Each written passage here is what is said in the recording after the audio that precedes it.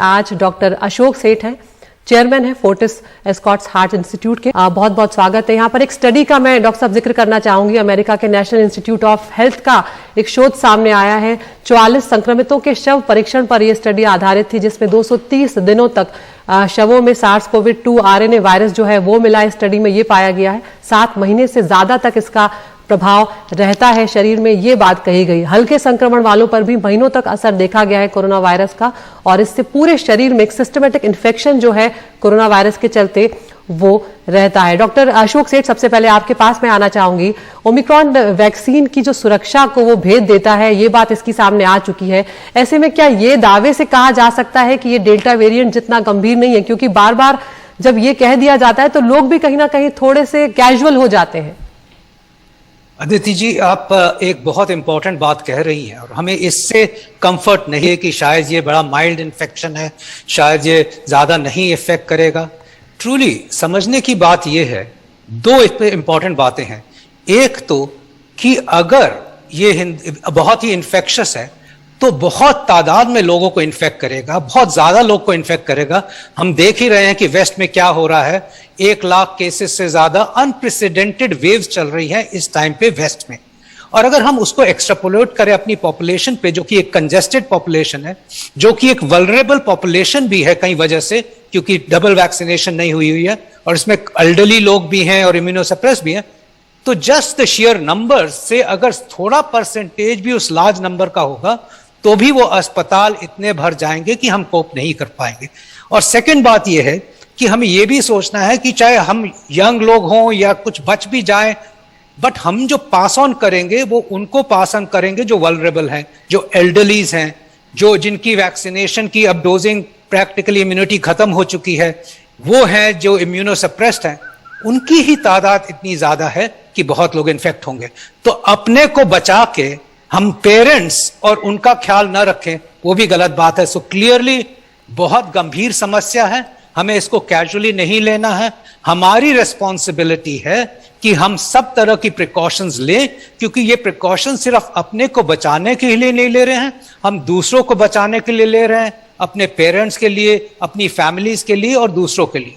और फाइनली समझने की ये बात है कि हम जो कह रहे हैं कि अब तक भी वैक्सीनेशन की हेजिटेंसी सेकेंड डोज की चल रही है, मैं लोगों से प्रैक्टिकली रिक्वेस्ट करता हूं, आग्रह करता हूं कि अभी आके ये ना पूछें कि हमें वैक्सीनेशन लगवाना चाहिए कि नहीं, हमें हार्ट प्रॉब्लम है। अभी भी ऐसे लोग आते हैं जो पूछते हैं कि हमें हार्ट प्रॉब्लम है, हम 65 साल के, हमें वैक्सीनेशन लगवाना चाहिए कि नहीं।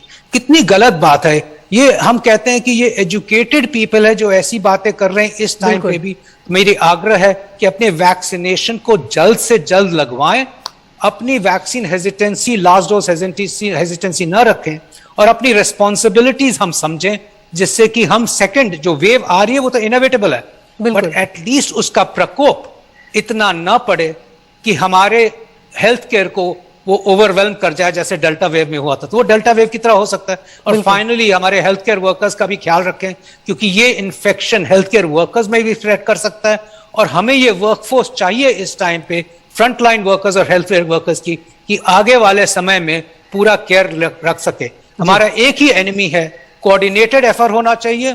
एक ही एनिमी है, वो है एनिमी नंबर 1 कोविड, और इस टाइम पे हमें हर कोशिश करनी चाहिए कि वो न जीते, वो हमसे न जीते। बिल्कुल, ये बहुत अगर वो जीत गया तो अनफॉर्चुनेट बात है। डॉक्टर सेठ, यहाँ पर दिल के मरीजों को आप क्या सलाह देना चाहेंगे? क्योंकि कई ऐसे मरीज होंगे जो डेल्टा वेरिएंट से इन्फेक्ट भी हुए होंगे। तो प्रिकॉशंस लेना तो अब हर एक का काम है। To tell you frankly, doctor Trehan ने सही कहा कि हम कहते हैं वरी नहीं करो, यही चीज मैं कहता था, ये वरी करो मैं कहता था 2 हफ्ते पहले। बट जिस हिसाब से हिंदुस्तान में कोविड इनअप्रोप्रिएट बिहेवियर है, और हम देख ही रहे हैं कि फेस्टिवल्स पे क्या हो रहा है, मुझे तो लगता है कि एक ही तरीका है, पैनिक होना चाहिए, तभी हम केयर ले सकेंगे। इनफैक्ट अभी भी आई डोंट थिंक कि लोग समझ पा रहे हैं कि इसका क्या इफेक्ट हो सकता है। आप, हम सब कोई इसी बात को बार बार दोहराते हैं, बट उसका इफेक्ट हम नहीं देख रहे हैं।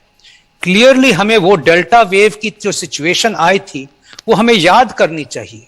उस टाइम पे हमें पैनिक था, हमें एज अ डॉक्टर्स, चाहे हम फ्रंट लाइन वर्कर्स थे, हम कॉन्फिडेंट थे, रात तक लड़ते रहते थे, बट कई पैनिक सिचुएशंस हमने देखी उस वक्त, और उसी वजह से हमने टोटल प्रिकॉशंस, और हर एक ने प्रिकॉशंस शुरू की, अब वो प्रिकॉशंस खत्म है। तो ये डरने वाली बात है इस टाइम पे जो प्रकोप देखा जा रहा है वो पिछले हमने 5 दिनों में ही देखा है कि एक डरने वाली बात है। एक और जो गंभीर समस्या, आपने कहा कि हार्ट पेशेंट्स को हम क्या कह रहे हैं, हम हार्ट पेशेंट्स को ही नहीं, हम हर अपने पेशेंट को कह रहे हैं कि आपने श्योर हो जाइए कि आपने डबल डोज ली हुई है, श्योर हो जाइए कि इस टाइम पे आप हर वही चीज फॉलो करोगे जो आपने डेल्टा के टाइम पे आपने सीखा था और उसके बाद आपने किया था जी। आपने डॉक्टर से टच में रहिए, अपनी दवाइयां लेते रहिए, अननेसेसरली बाहर न जाइए, अननेसेसरी कांग्रीगेशंस में न जाइए, मास्क या डबल मास्क जरूर पहनिए अगर किसी वजह से आपने बाहर जाना है, वरना कुछ हफ्तों तक अपने आप को अब सुरक्षित रखने का वही टाइम आ गया है जैसे कि हमने डेल्टा वेव में देखा था। अगर हम ये अचीव करते हैं तो एक बहुत इंपॉर्टेंट रिस्पॉन्सिबिलिटी निभाते हैं, जैसे हम सब कह रहे हैं। एक और बात कहूंगा जो इंपॉर्टेंट है और कहने वाली भी है जी। इस टाइम पे, क्योंकि हमारी गवर्नमेंट की प्रिपरेशन बहुत अच्छी है, आपने देखा यह कि हमारे honourable prime minister at the helm of affairs हैं, जो कि हर रेगुलरली इस लड़ाई का पूरा वो देख रहे हैं और उसकी पूरी वो ले रहे हैं। बट सबसे इंपॉर्टेंट बात है कि जो हमने लास्ट टाइम सीखा कि ब्लेम गेम अब नहीं रहना चाहिए जी। ये एनालिसिस की क्या चीज लेट हुई, क्या चीज जल्दी हुई, बिल्कुल नहीं रहना चाहिए। ये कोऑर्डिनेटेड एफर्ट है, चाहे वो सेंटर स्टेट हो, चाहे वो डिफरेंट एजेंसीज हो, इसमें कोई ब्लेम गेम नहीं है। एक ही नुकसान हो सकता है अगर हम ब्लेम गेम करें, और वो है कि वायरस हमसे जीत सकता है और हमें वायरस को जीतने देना नहीं है। तो इसलिए अब ये कोऑर्डिनेटेड एफर्ट जो हुए हैं बहुत अच्छी तरह से हो रहे हैं। मैं गवर्नमेंट को अप्रिशिएट कर रहा हूं, और इनफैक्ट यही कहूंगा कि अगर हम लोग भी as population, as public, government के साथ मिल जाए, अपनी रिस्पॉन्सिबिलिटी समझ ले। डॉक्टर अशोक, यहाँ पर डेल्टा पहले से ही हमारे देश में मौजूद है, वो कहीं गया नहीं है, और अब हमारे देश में ओमिक्रॉन भी दाखिल हो चुका है, और जिस हिसाब से हमारी जनसंख्या है, नए वेरिएंट के पैदा होने का खतरा बना हुआ है। जी हाँ, यही हम वेस्ट में देख रहे हैं, और आपको हमें ये भी समझना चाहिए कि जो अमेरिका, इंग्लैंड और यूरोप में हो रहा है इस टाइम पे, उसी का फॉल बैक हमारे पास कुछ, और वहां पे जो हम पीक्स देख रहे हैं इस टाइम पे, और unprecedented record number of cases की रोज में देख रहे हैं। इंग्लैंड आपको पता ही है कि 1,15,000 केसेस पे पहुंचा हुआ है, फ्रांस भी 1 लाख से ज्यादा केसेस पे पहुंचा हुआ है, अमेरिका की वेव चल रही है, ये ड्यूल वेव चल रही है।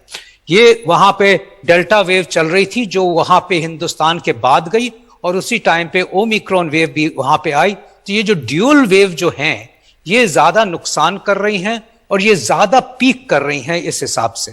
उसमें से कुछ केसेस सीरियस होते हैं, कुछ नहीं होते हैं, बट उसका इफेक्ट प्रैक्टिकली 1.5 गुना या 2 गुना पहली वेव से है। यही हमारी सबसे ज्यादा फिक्र है कि एक तरफ हमारी डेल्टा वेव, और डेल्टा तो है ही, और जो नंबर्स एक लेवल पे चल रहे हैं वो डेल्टा वेव के चल रहे थे। इस टाइम पे आप देख रहे होंगे कि ओमिक्रॉन अब तेजी से बढ़ रहा है, तेजी से बढ़ रहा है। और ये तो नंबर्स जो आ रहे हैं, मैं एक बार दर्शकों को समझाना चाहता हूं कि ये नंबर्स जेन्युइन, इससे 10 गुना नंबर्स परहैप्स कम्युनिटी में हैं, क्योंकि ये तो वही हैं जो 5% की जिनकी जीनोमिक टेस्टिंग हुई है, बट एक्चुअली एसिम्प्टोमेटिक, बहुत कम सिम्टम्स वाले, जिन्होंने टेस्टिंग भी नहीं कराई है, जिनकी टेस्टिंग नहीं हुई है, और एक्चुअली इन द कम्युनिटी कहीं ज्यादा ओमिक्रॉन है। और ओमिक्रॉन जब 5 गुना डेल्टा से ज्यादा 5 गुना इंफेक्शियस है, तो आप देखिए कि ये वेव बहुत रैपिडली ही हमें ओवरवेल्म करेगी, और ओवरवेल्म कर सकती है। तो इसीलिए तो हम बार बार कह रहे हैं, हमारे सामने वेस्ट का चित्र है, बिल्कुल परसों का, उससे 2 दिन पहले का, कि क्या हो रहा है, डबल वेव्स चल रही हैं, और इसीलिए आप दोनों हमें सुरक्षित